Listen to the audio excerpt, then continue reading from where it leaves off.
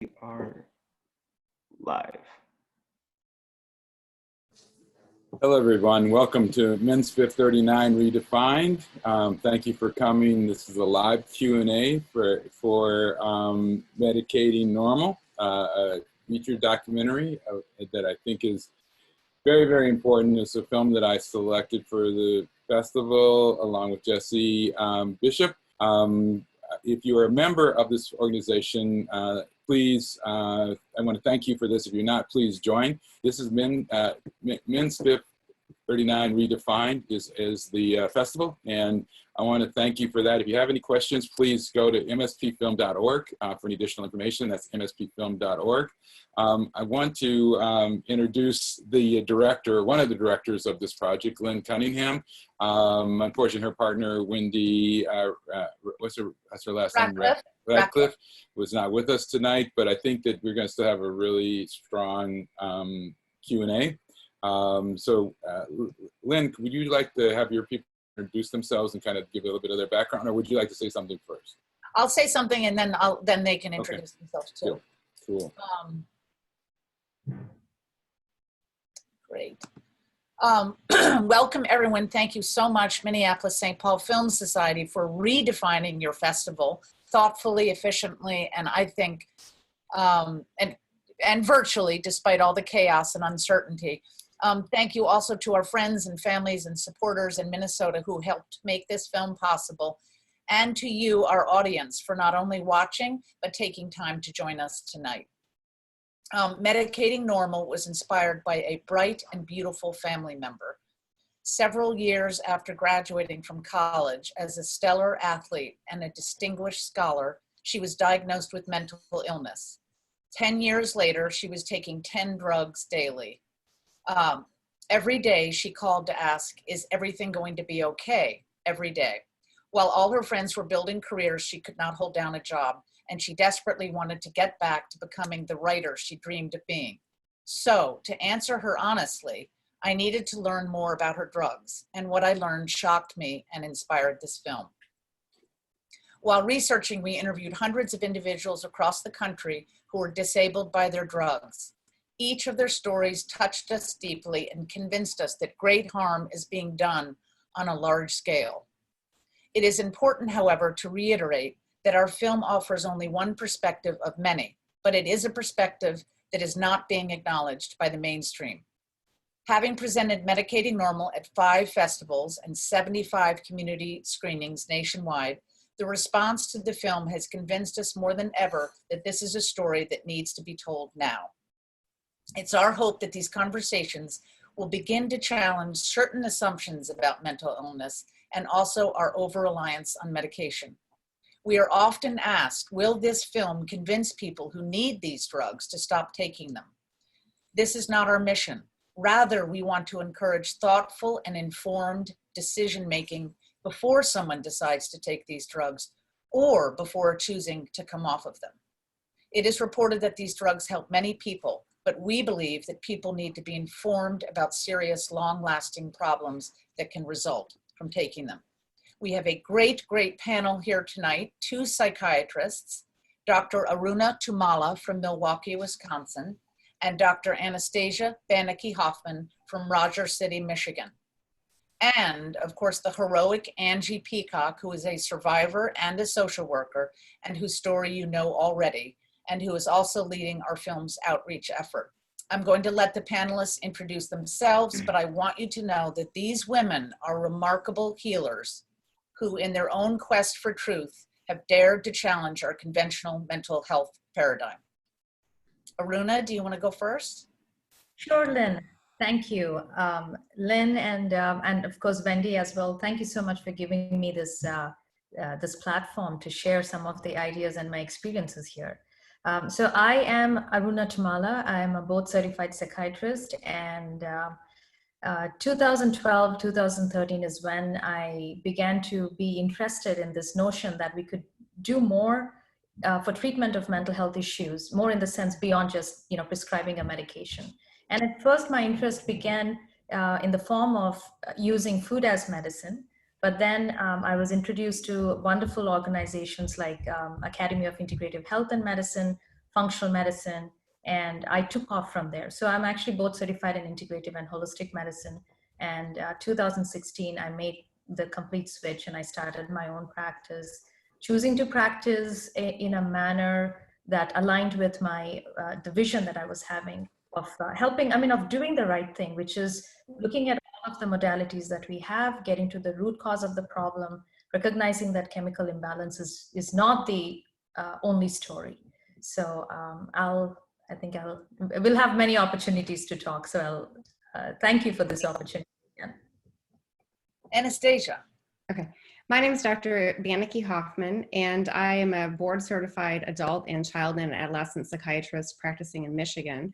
I used to practice in the Metro Detroit area. I was trained very traditionally, and within a few months realized that there had to be more to the story when I started seeing so many children and adolescents and adults coming in with medical illness that seemed to be manifesting as psychiatric symptoms, being treated with psychiatric medications. So I also researched and looked into other forms of education through conferences and integrative medicine for mental health, and looking for other answers to get to the root cause of what people were presenting that was actually appeared to be many medical symptoms treated with psychiatric medications.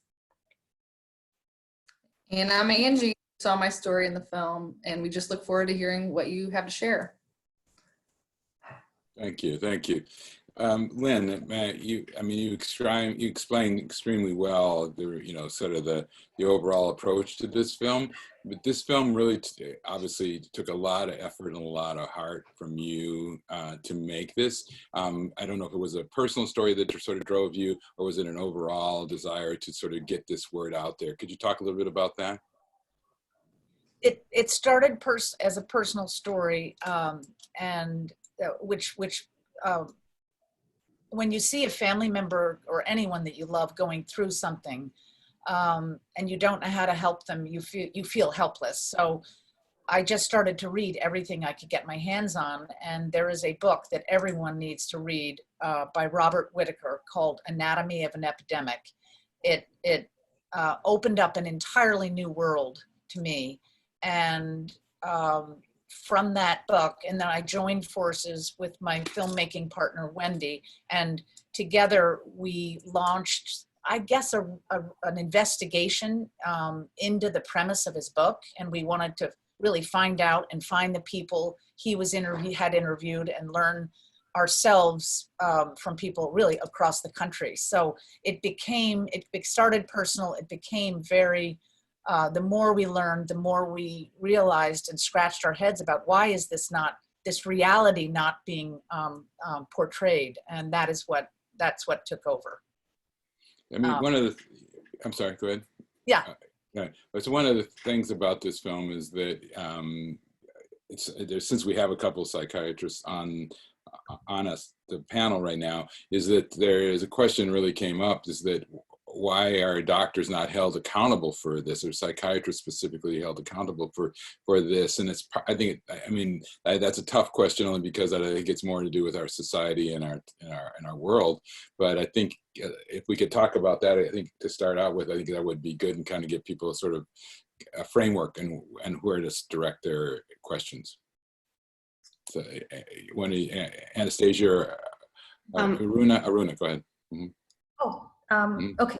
Thank you, Craig. So, I can just speak from my personal experience. And the thing is, when you go into medical school and then into residency, the primary way that medical education is provided is with the notion that the body is a faulty system.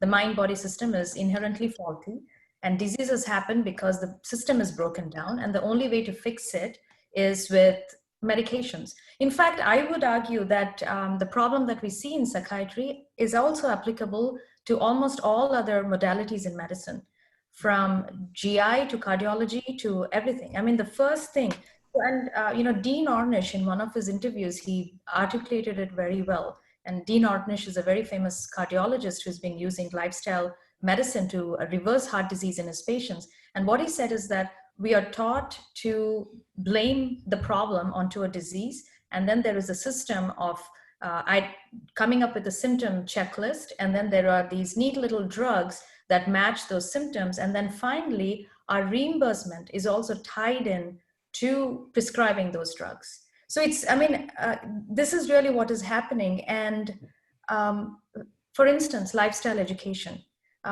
This is what I'm doing right now. More than giving people a prescription, I'm actually teaching them why their body is not functioning and how to fix it.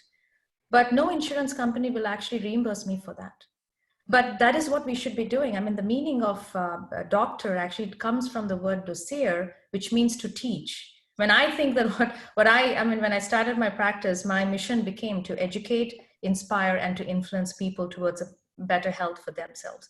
And I also realized that I needed to empower my patients towards self-awareness through education and self-awareness. We have to get in touch with our own body and mind system going word, and that's how we figure out. But to answer the question, the colleagues that I worked, I worked in many different settings before finally deciding that I needed to be on my own.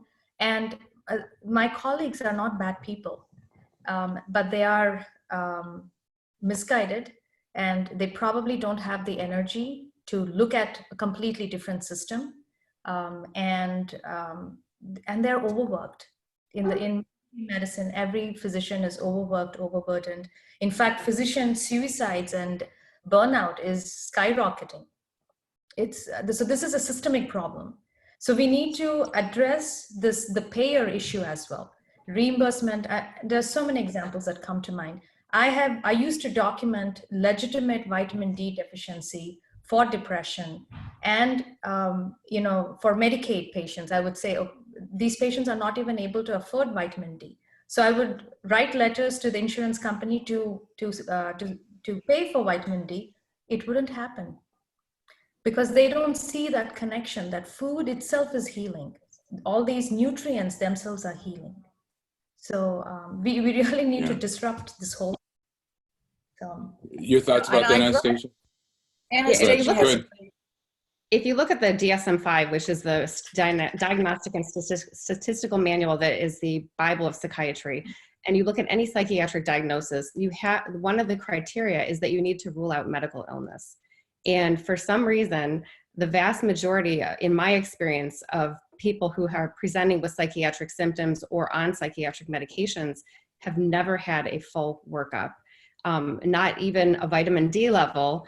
Which, as Dr. Tummala detailed, is, this is a hormone. This is actually, as an example, vitamin D is actually a hormone that produces serotonin, which is then converted to melatonin. So these are precursors to affect all of many neurotransmitters.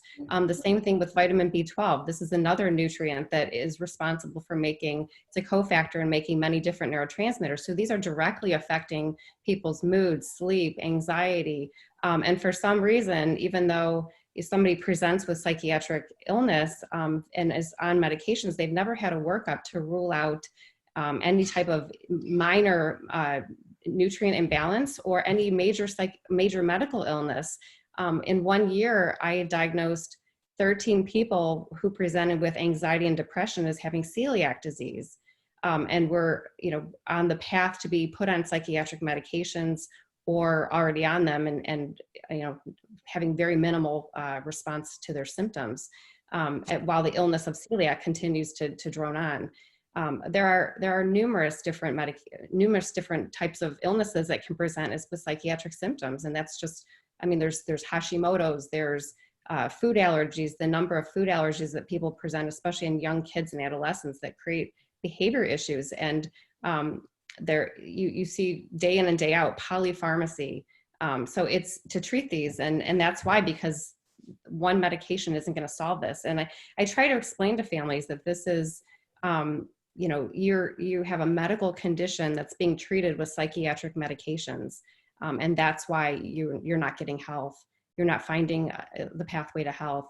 But it's a very it's not a common approach, even though if you look at the basic diagnostic and statistical manual, that is what you're supposed to do before you diagnose psychiatric illness. And Lynn, was it Lynn, you got a question or Andrew? No, I just wanted to reiterate and applaud what these two are saying. And in our film, we did not want to, villainize anyone. Doctors are good, they want to help. The issue is so systemic that I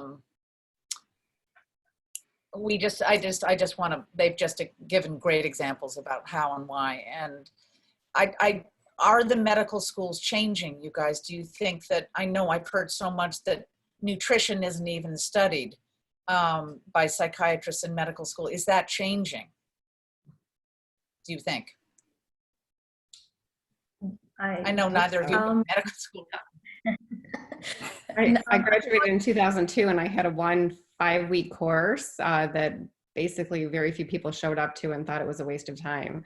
I thought it was the most important course ever, and got, unfortunately, very little knowledge to connect it to disease. But that's where ongoing education is needed as a physician, because you get out there and you see so many people presenting with depression and headaches and stomach aches, and so you start to have to connect all these dots. Thinking that psychiatry is just this one book of, you're going to practice from here up, and you recognize that everything is connected. And in order to be a good psychiatrist, you really have to look at the entire system, the entire body, and from the gut to the thyroid, and really try to, again, like I said, connect the dots and try to, and help this person get on a path of health. Yeah. So, this is again another question. It's kind of, when you see young people or children for psychotic distress or depression or any kind of dysfunctional behavior, what's the first thing that you look for in the first visit? Well, go ahead, Anastasia. Go ahead.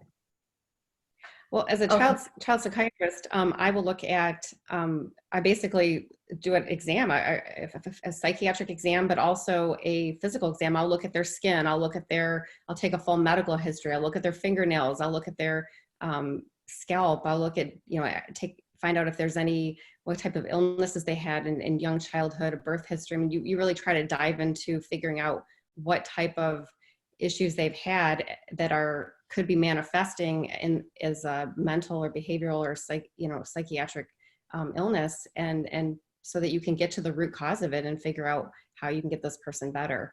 It's very common. I mean, this year alone, within the last year, I've diagnosed probably 40% of my patients have food allergies.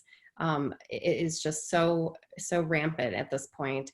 And they present as, you'll see kids with headaches, stomach aches, behavior issues. They can't sleep, restless sleep. And it's just, once you start to pull out the inflammatory source, the behaviors start to settle down.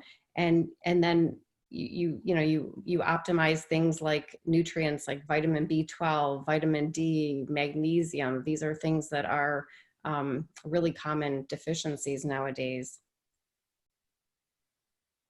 I would second that. And, really the big change I've had in my thinking as a psychiatrist is to not even think of mental health as just a brain disorder. I think of it as a whole body disorder. There's no divorce between the mind and the body. It's all connected. And we educate our patients also about the same thing. And then in the first interview, my practice is also very similar to Dr. Banicki's. So we basically connect the dots for the patients.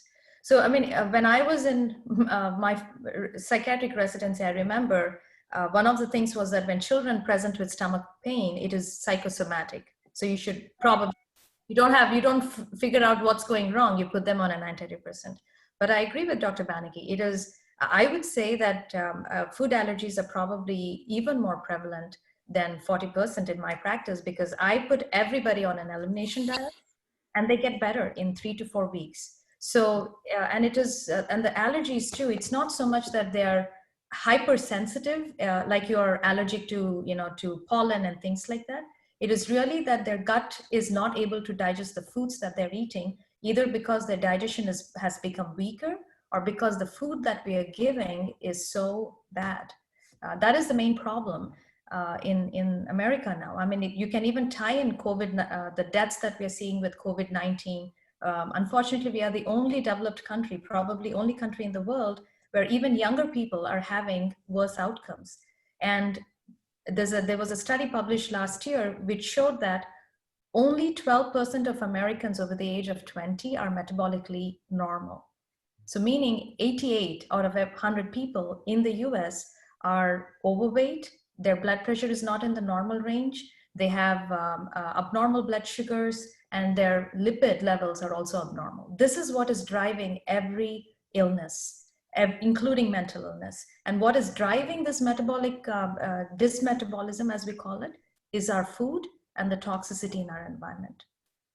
The thing about this film is, obviously this is a hot topic right now, because I've got one thing that I encourage you to do from a physician standpoint, from a doctor standpoint, there are questions that they're actually giving in writing in the Q&A section that are medical questions, and I don't feel comfortable in answering those or even bringing them up to the public.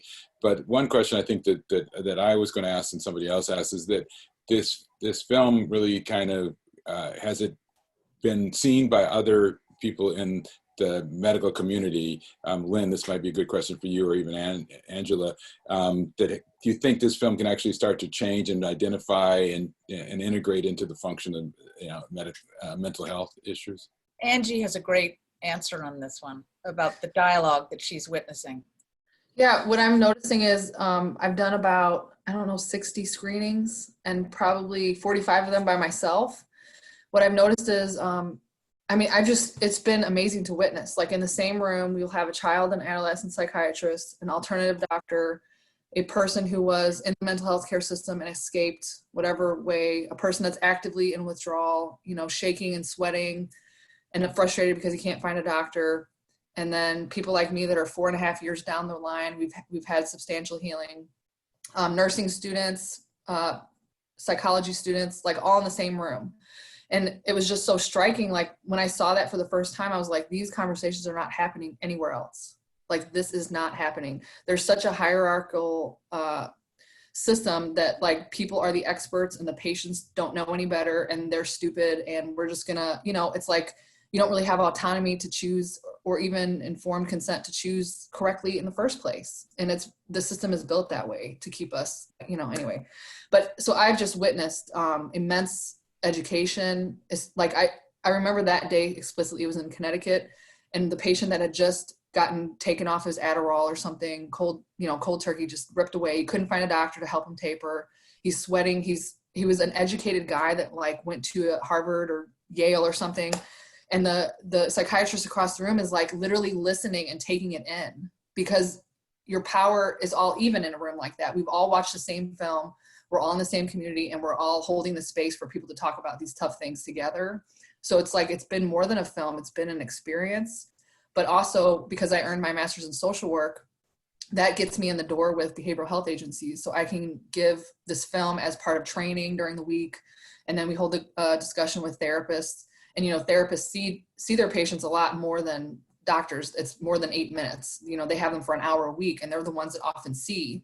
So my biggest impact has been with the mental health professionals, the university students. I've done like screenings of 200 psychology students and educational that, teach kids. And it's like, if we can educate those people, those are like what we call in the military force multipliers, that if I educate one therapist and they see 30 clients a week, and that's 120 a month, like, oh my God, like we can actually create change this way. That's great. And yeah. I've had some pretty heavy hitting researchers, medical researchers at one screening stand up and say, this film has to be shown. It has to be shown at medical schools across the country. Now, I think that's going to be hard. It's harder for us to do that because there are other people that feel nervous about that. But I think that there are great doctors out there who really want this, who are going to be helping us. We hope. We're crossing our fingers. But I think it's going to be accepted by all communities. If we don't put someone in a corner and start to chastise them and say, that's really part of our mandate, is to be open, forgiving, let's have the dialogue, let's not have an argument. Yeah, I mean, the psychiatrists that give this medicine away are not villains. I mean, it's No. basically they're just following through. Somebody asked a Yeah. question, she says, are diets and nutrition and exercise the only ways out of benzo withdrawal? Or is this not, yeah. See, diet, exercise, and lifestyle change forms the bedrock for creating health. So that becomes the foundation for anyone, for everyone throughout the age spectrum. But specifically for benzo withdrawal, we should be tapering it over a period of time. But if you don't change your diet, if you're not changing your lifestyle, if you don't learn how to cope with stress, then even the slowest taper is going to be difficult for you to handle. So one cannot be without the other. And also, having gone through it, but made all of those changes, the damage was done to me. Like the receptors literally changed my physiology, and no amount, even though I did all of those things, it's still a brutal withdrawal and a brutal process for a lot of people. And it, I want to piggyback off that we want to blame the doctors that, they're just the bad people or something, but they're just as much a victim of this as we are. They're not being taught all these things. So not the bad people, But in practice, what I've come to do is that I first heal the physiology, because, the first reason why benzodiazepine was started was because there was an abnormal physiology which was creating all these symptoms for which the benzo was given. So when you're taking off the benzo, if you don't address those root causes, you're simply ripping the Band-Aid, but the underlying problem is still there. So I never start anyone's taper until I see signs that their physiology has improved. And then during that process, we also do stress resilience. So I can tell you that it doesn't have to be that onerous. And also, Angie, directly to you, I would say we have a very inherent healing capacity. So it may take time, but your system will find its balance once you're off of the benzos, and it will do that. And we just have to support it with the things that it needs. And one of the things that you brought up in the film, Lynn, was really about what is normal? I mean, and I don't know if there is ever a way to defining that, but I think your film works on that. And I don't know if there's a psychological approach to what is normal. I mean, I know people, I think the drugs obviously create sort of, initially they're trying to create normal, but I don't think they can create normal. So is there a way that you look at what is normal, what is kind of normal behaviors? I don't know. This is a question from me, actually, so I don't know. Oh, well, we felt very, very strongly that was the way to begin the film, was to bring that question up about what is normal, because I think that for many people, when they take, and the doctors should speak to this, but, and the drugs people react differently to different drugs. But I think that there is a feeling that if I can numb my pain, I will be better. And I think for many, many people, that's good for a short time, or it works. But is it really getting at the sort of universal pain that we all as human beings are feeling? Is it really getting at that? Or is it just sort of numbing it and it really kind of preventing from getting to that? So our feeling was all the sadness, sorrow, grief, stress that we encounter as human beings, fear, is it a good thing to medicate it away? And is it even a sign of, as these guys have eloquently said, is it even a sign of disease? Angie's, the scene, one of my favorite scenes in the film, is that young student at UCLA said, well, Angie, you've said you don't like labels. What would you have said? And she said, I was just a scared little girl, and let us hope that we value what it feels like to be a scared little girl, and that we don't make it feel like a disease to be scared. That's my feeling on that. Yeah, during my training, getting out of school, I was an outpatient therapist in mental health with refugees and immigrants and people that didn't have access to healthcare insurance or anything. And what I noticed is I did not see those people as having an illness. Like, I didn't use that language. I didn't diagnose, thank God. That's why I picked that internship. But what I noticed was people were having real really real reactions to the context that they found themselves in. So people with paranoia who are immigrants without papers, that's normal. There's no disease or illness about that. People that are living in racism. I'm from St. Louis. We have a line down the city where blacks are on one side, whites are on another. There's a real racism here, and they're suffering from their context. And we blame the individual for that, which is a problem. We need to look at the society, all these systems that we have keeping people where they are, but instead we medicate the individual, and I think it's just completely backwards. So I've never met anyone that had an illness. They were having a very real reaction and emotions, and it told me that they were human. And even in my situation, I came from combat. Of course I'm going to react to that. That's normal. If I didn't react to that, maybe we could say there was some kind of illness going on. But it's a normal reaction to what we live in today. I mean, look at this. People, you can see it very clearly. In coronavirus, everybody's having heightened anxiety. You should have heightened anxiety. That's what our evolution is trying to keep us alive. It's normal. Yeah, I mean, one of in the film that your situation is very, very painful to watch because again, you were young at the time, and not that you're not young now, but you were very young at the time to be in that kind of a serious situation, and they basically sort of railroaded you into this process where you didn't have a way out until you finally found a way out. Unfortunately, it's cost you a lot of pain, and you show that really well. I think it's really effective, and you should be commended for your portrayal of that in this film. I think one of the things that we have a lot of right now in our society is ADHD. Diagnosis is incredibly common today, and I don't know if the doctors can speak to that, or it doesn't seem like it's in other countries on the same level it is here, and that's diagnosed primarily in children. So can we talk about that a little bit too? What's going on? It's basically what it is. Is it part of our society, or what is it that's creating this kind of everybody's got to be normal kind of psychosis? Yeah, so I go back to what Dr. Tummala had mentioned before about just the poor diet. So many kids are on really high carbohydrate, low protein, what we call a SAD diet or standard American diet, that is just really nutrient depleted and doesn't have a lot of minerals and vitamins in it, like magnesium. And on top of it, there are a number of medications that they may be placed on that actually start to deplete those same nutrients. So you'll commonly see kids who are put on stimulants, and then when the stimulant is wearing off, they become even more hyperactive than what they were before, which is often a clue that they have been they're either magnesium depleted to start with, and also further depleted from the medication.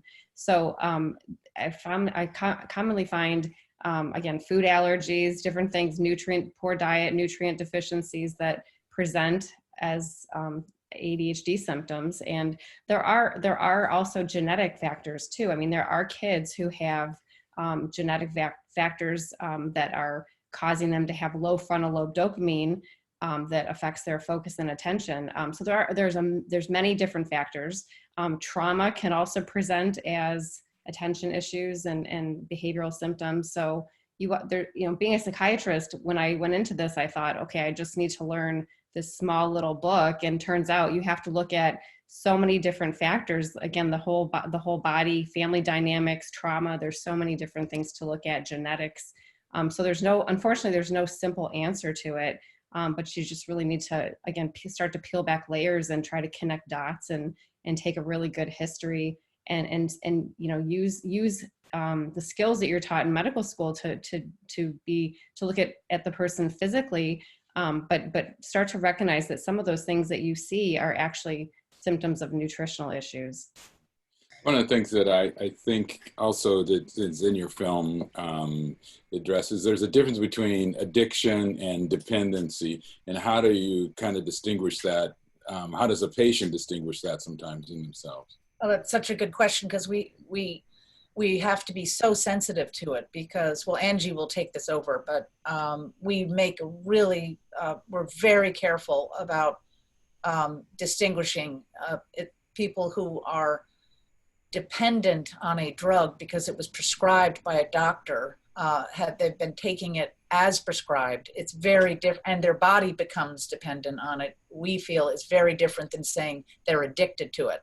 And the community is very, very sensitive. The community especially in the benzodiazepine community, makes a huge distinction, and it's really important. And thank you for clarifying that. Angie, do you want to? Oh, it's just that, you know, we don't want to say that addiction is a bad thing or further stigmatize that. It's just that the way that the paradigm is right now, addiction is treated differently. So when you come to your doctor and you say, hi, I want to taper off this drug very slowly, then they say, oh, you're an addict. Well, I'll get you off. You want to come off? And it's like, you get a taper that's like, take half this week, half the week after, skip a couple days, and then you're off. Because they treat it like you go to detox, but then when you go to detox, you're off in 3 days. So it's more in like the way that we're treated. It should be treated as, you know, they'll leave patients on for life. We're just asking for slow tapers because our bodies have become dependent. It's not that we're on the corner, you know, or doing like some of the behaviors that come with traditional addiction, even those people are in pain too. So it's just and I know, I don't know, there's so much dispute about it, but it's just careful. We just need education and all the, you know, around everywhere. Aruna, you had, you know, what would be the problem with our current process of prescribing these drugs to people? I think it started the confusing aspect of it, and a lot of the questions that have come in tonight have been about that stuff. And I know you had a chart if you could share that with them, just talk about that a little bit would be good. Oh, absolutely. Let me figure out. I'm not the most tech savvy person. But I will do my best. Yeah, I think, you know, I use that in my slides, and it really, yeah, there we go. It really makes a lot of sense. So this is what I say is going on. Okay, is everyone able to see the? Yeah. Really, the current psychiatric approach, if you look at it, think of it as a pyramid. The foundation, the very foundation of this approach, of this pyramid, is all to do with psychiatric medicines. And that goes with the kind of training we have, which is based on the DSM manual, which is, I mean, DSM is a theoretical checklist of symptoms. So right there, no physician is being trained, no psychiatrist is being trained to think about underlying causes. So maybe that is one of the main problems as to why nobody's looking for underlying causes, because we are not taught that way. And then the next thing, if you're lucky, your doctor will refer you to a therapist, or they may themselves do some therapy for you. And then everything else, whether diet or stress resilience, all of those things, it occupies the top part of the pyramid.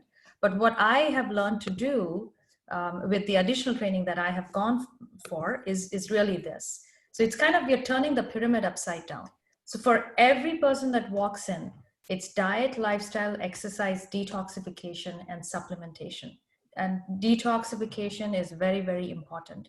And then teaching them stress reduction skills, psychotherapy to help them figure out how their own thought patterns is tripping them up.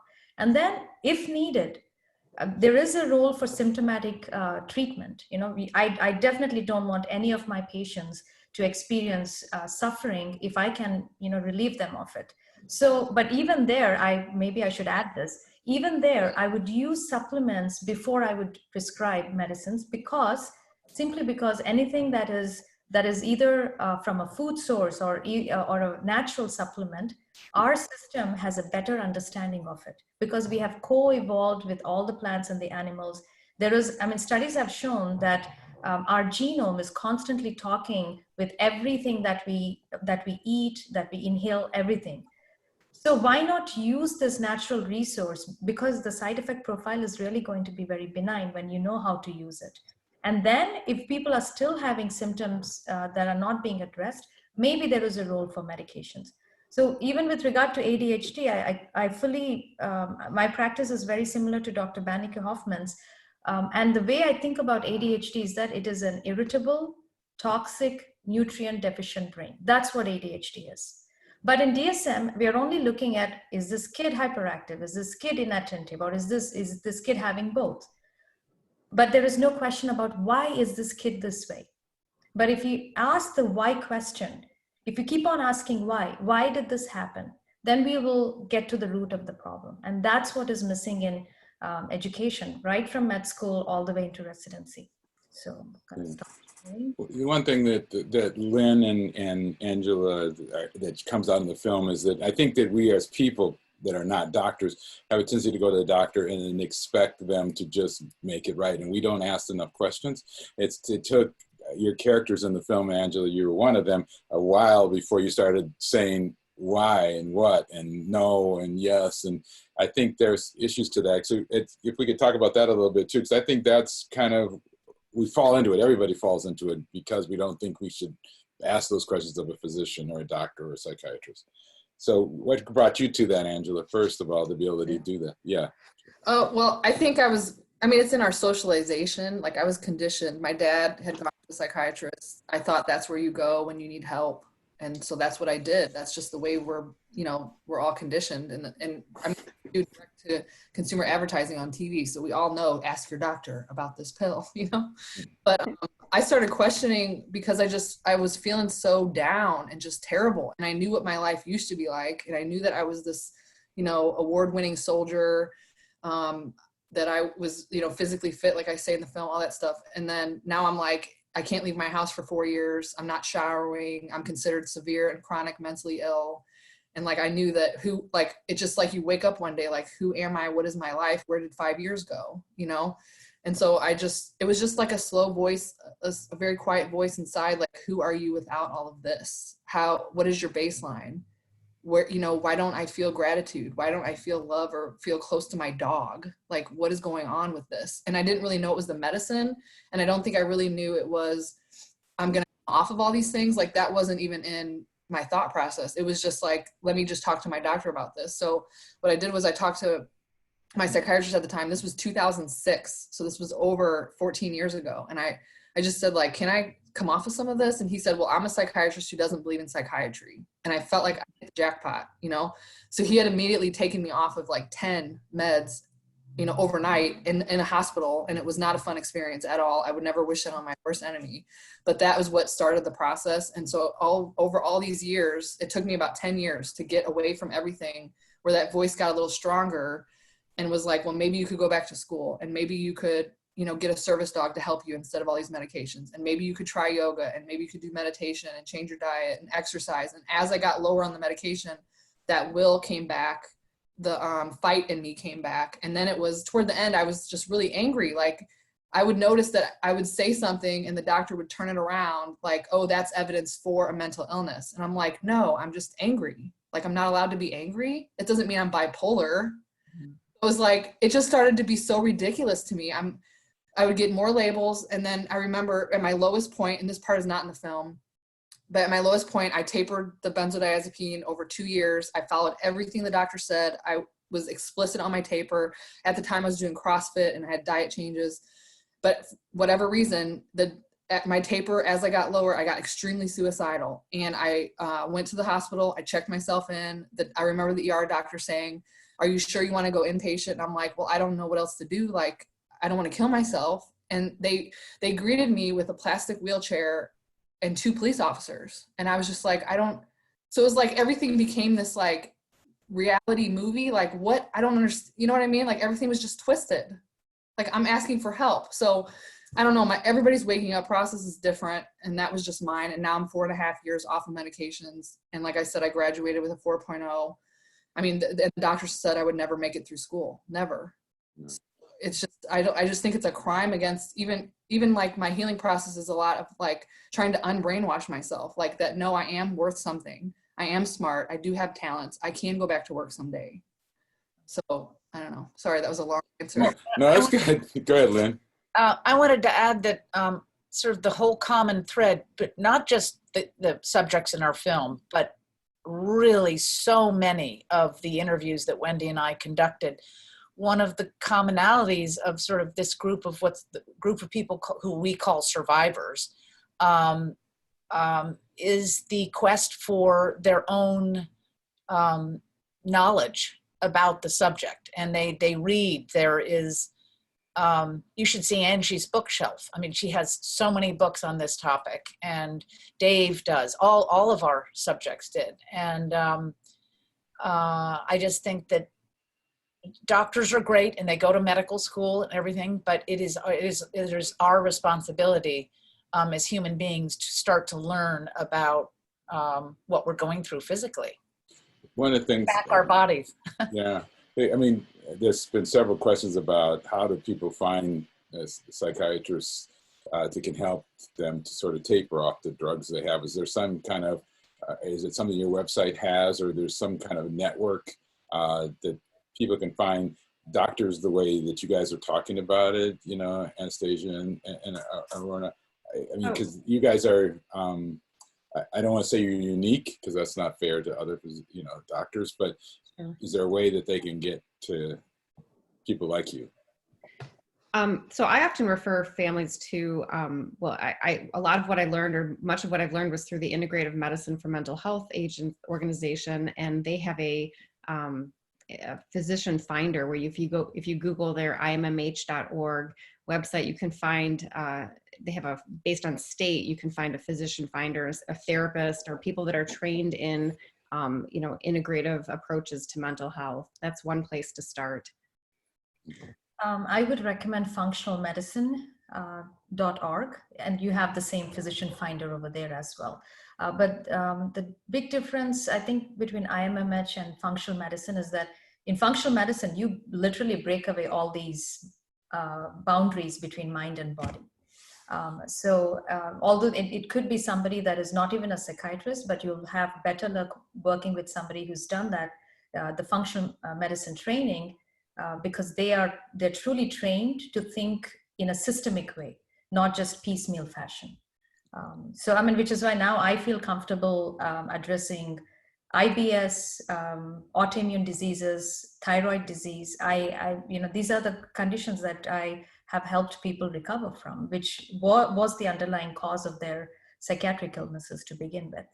So, Do you think Also on Benzo Info Coalition, Benzodiazepine Information Coalition, there's a list of benzo wise doctors that people have told us, like, this was my doctor, they helped me taper, but there's big warnings at the top that say, you know, these are just, we try to screen as best as we can, but these are just some suggestions from the community. So that's another place. It's benzoinfo.com.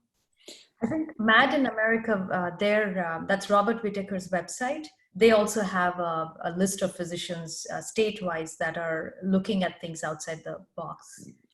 So what's the film's website again? Could you repeat that again, Angela? Medicatingnormal.com. Okay. Some of this information is on your site too, I take it? Yeah. Okay, good. I mean, one of the things that obviously big pharma is, you know, in your film, there's a lot about sort of, you know, the microdosing, and obviously I wonder why they don't do that, or maybe, I don't know. I mean, it's like everybody's weighing this stuff and kind of doing half doses. And do you think there's a reason that they don't do microdosing, know that people want to get off this at some point in time? There are pharmacies that you can, compounding pharmacies exist that you can actually do this kind of a microdosing with compounding pharmacies. I can't speak for why pharma industry is not doing it, but it's a very, I mean, I have a patient who, you know, when I started working with her, she told me she's on 30 milligrams of Cymbalta capsule minus 16 granules because she's been trying to come off of that. And she's literally taking out a granule every few weeks. Yeah.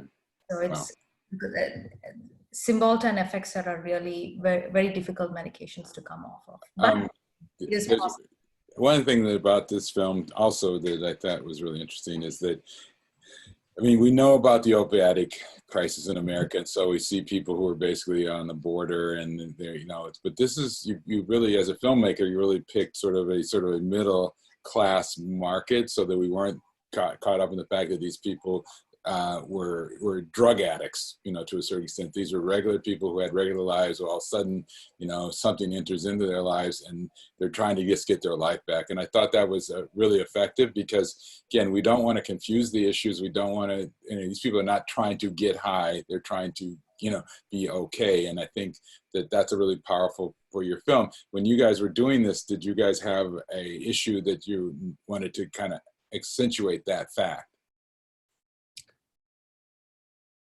Well, we had a long, I think it took us a long time, believe it or not, to find the name Medicating Normal, but I think we made a concerted effort. We wanted to find people whose problems didn't seem that extreme in the beginning, you know, just normal people. And I'm not sure I understand the question, but we wanted that exist in all parts of the country, in all socioeconomic levels. And I think the normalness of this group of people was what drew, that was the question? Yeah, because I mean, again, when you think about people having to go through withdrawals, people who are dealing with narcotics of some kind, some form, drugs of some form, you usually think of the opiatic situation. You think of, cocaine, you think of things like that, but that's not what, these people are not trying to get high. They're not trying, No. They were all following exactly what their doctors told them to do. And you saw, there's the whole polypharmacy thing, and we hope, it was just hard to put all of what we wanted to put into the film, but the polypharmacy is, and you doctors here should correct me, but the way it worked is that, the side effects create symptoms and realities that then are treated with another drug, and then it adds on another drug. And definitely no one has ever studied long-term the impact of a polypharmaceutical regime. And so these people with very relatively normal, non-addictive, they're drugged up by the end. And so, yeah. And I thought, again, I think part of it falls into the fact that we sort of get into the idea that we'll take these pills because it's a magic bullet, and we'll be, this will take care of everything. And it's really what you hear from the doctors is it's actually a process of life, and it's really changing your lifestyle and adjusting it to the next level. I think one of the things that I wanted to ask, this is a question that I had too, was about the hidden camera with the doctors. Was there any issues? I don't even know if that guy was a doctor, to tell the truth, so I take that back. He may not have been. He was, and he is. Okay, so was there any fallback? We actually, Wendy and I went and asked we showed him what Shalimar had shot on her little camera, and we showed it to him. And surprisingly, he agreed with us about everything systemically that's going on. He's from Russia, and he can't believe it. I mean, he came here about 20 years ago, and he can't believe the situation here. But he actually said to us, "Let me think," because we said, we really don't want to have to disguise you in our footage, and we'd rather have you speak on camera, because we think actually what you say, as sort of outrageously as he says it, we said it's relatively honest. I mean, there are very few doctors who prescribe these things who have the guts to compare them to crack and heroin and cocaine. So he did that, and we thought, maybe he'll, own it. But he, I think, then called us a few days later and said, no, do not, I do not want to be on camera. So we disguised him, but he was not as angry as one would think. I think he, coming from a different country, sees the sort of absurdity of it all. Interesting. Yeah. I mean, I trained as a psychiatrist in India, and then so when I came here in 2005 and started working, I was blown away with the way opioid prescriptions were written. And it really, opioids and benzodiazepines. I still remember 2005, a lady walks into the psych ER, and she had just come in with a prescription for 90 pills of Vicodin from the ER that was right next door to us, which was the regular medical ER. And then because she had anxiety, she came over to the psych ER, now wanting some Xanax on top of the Vicodin. I said, no way. And at that point in time, I didn't even know what Vicodin was, so I had to look it up. Turned out it was hydrocodone. I'm like, oh, this is an opiate. Why is anybody giving 90 pills to this lady? And of course she didn't get. And so throughout my career here, I had to repeat my residency, and then as a psychiatrist in practice at a local hospital, I would get called to my supervisor's office because I wasn't being sensitive to people's pain and not giving them enough benzos and enough opiates. So I would argue that even the opioid crisis is, I've long held that it's the physicians are responsible. Again, I don't say that everyday physicians are really bad people, but pain became a fifth vital sign in 2000 or something like that. So, it is to do with what is being taught, how we are being taught to think, analyze, and respond. So it really goes back to that issue. So is there an issue with the insurance companies that will not participate, insurance plans won't participate with the good physicians, or is that sort of the core of this? Or is it just the pharma companies that just have sort of convinced everybody that? I think the reason that a lot of physicians that do this kind of work don't participate in insurance companies is because reimbursement, quite honestly, is very low. And to really dive into looking at somebody's whole biochemistry and figuring out what's going on, it takes a fair amount of time. And when you're in a busy practice and you've got very short period of time to see somebody and figure all of this out, it's quite complicated. So I think that's why, in my experience, why people oftentimes don't take insurance. I had a practice for 4 years where I didn't take any insurance.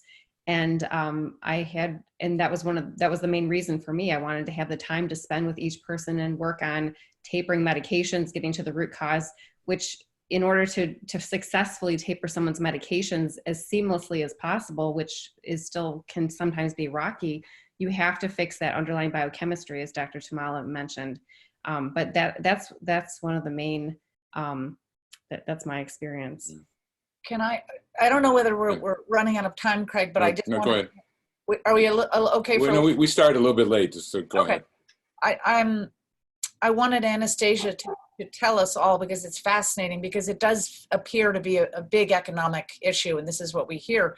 It's one thing if you are relatively comfortable and you say, okay, I'm going to go to Whole Foods, get organic food, I'm going to go to a great doctor, my insurance is not going to cover it, and I slowly get better.